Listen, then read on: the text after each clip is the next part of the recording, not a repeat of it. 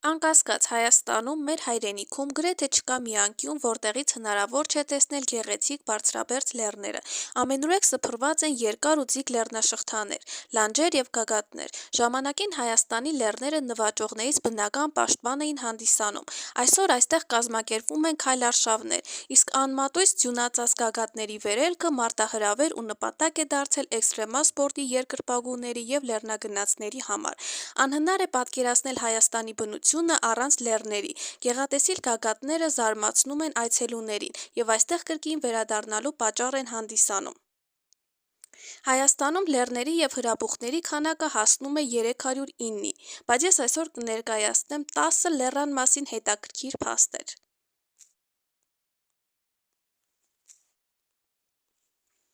Ուխտասար։ Ուխտասարը, որը գտնվում է Սիսիան քաղաքի մոտ, անշուշտ հասարակ լեռ չէ։ Ուխտասարի լանջերը իրական հնագիտական թանգարան է բաց երկնքի տակ։ Այստեղ դուք կտեսնեք բազմաթիվ ժայռեր, որոնց վրա տեղ են գտել մարդկանց և կենդանիների հինավուրց պատկերներ։ Խառնարանի տեղում տեղակայված է Միլիչ, որտեղ կլոր տարին կարելի է ձյուն տեսնել։ Խուստուփ։ Խուստուփ լեռը Խուստուփ կատարի լեռնաշղթայի ամենաբարձր կետն է։ Լեռը գտնվում է Սյունիքի մարզում Կապանի մոտակայքում։ Խուստուփ լեռան բարձրությունը 3205 մետր է։ Աժդահակ։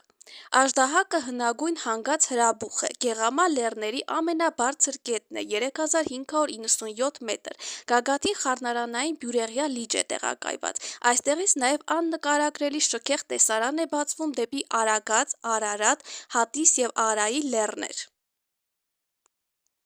Աժդահակի լանջերին հայտնաբերվել են նաև որսի, արևի, լուսնի ու աստղերի ժայռապատկերներ։ Գեղամա լեռներում շատ էին վիշապաքարերը, որոնք տարբեր ժամանակներում տեղափոխվել են։ Նոր Նորքի զանգվածում կա վիշապների պուրակ։ Գեղամա լեռներից բերված մի հսկա վիշապ էլ կանգնած է վերնիսաժի մոտ։ Այժմ կանգուն են վիշապաքարերից երկուսը, որոնք գտնվում են Վանքի լճի ափին՝ Վիշապալիճ։ Աժդահակ բարձրանալիս պետք է անպայման տեսնել նաև այդ վիշապաքարերն ու ժայռապատկերները։ Արագած։ Արագածը Հայաստանի ամենաբարձր լեռն է՝ 4090 մետր։ Արագածը քառագագաթ հանգած հրաբուխ է։ Լեռը հայտնի է նաև իր անոմալ գոտիով, որտեղ ջուրը հոսում է ներքևից վերև։ Իշխանասար։ Իշխանասարը Սյունիքի մարզի գեղատեսիլ լեռնաշղթաներից է, որի ամենաբարձր գագաթը Մեծ Իշխանասարն է՝ 3550 մետր։ Լեռան լանջին տեղակայված է Սև լիճը, որտեղ բազմացվում է հայկական իշխան ձուկը։ Ամռանը լճի ջուրը այնքան է տաքանում, որ այստեղ բավականին հաճելի է լողալ։ Իշխանասար նշանակում է իշխանական լեռ, և իսկապես բնությունն այստեղ ինքնին ազնվական և փառահեղ է։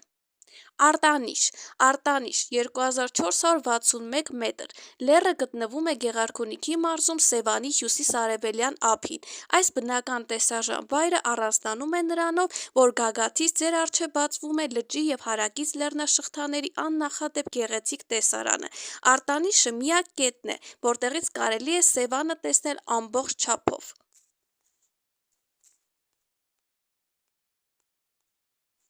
Թեղենիս։ Թեղենիս լեռը 2851 մետր նույնպես սիրված երթուղիներից է հանդիսանում։ Լեռան լանջերից մեկի վրա կարող եք տեսնել միջնադարյան շքեղ թեղենյաց վանքը, իսկ հակառակ լանջին գեղեցիկ ծաղկունյաց լիճը։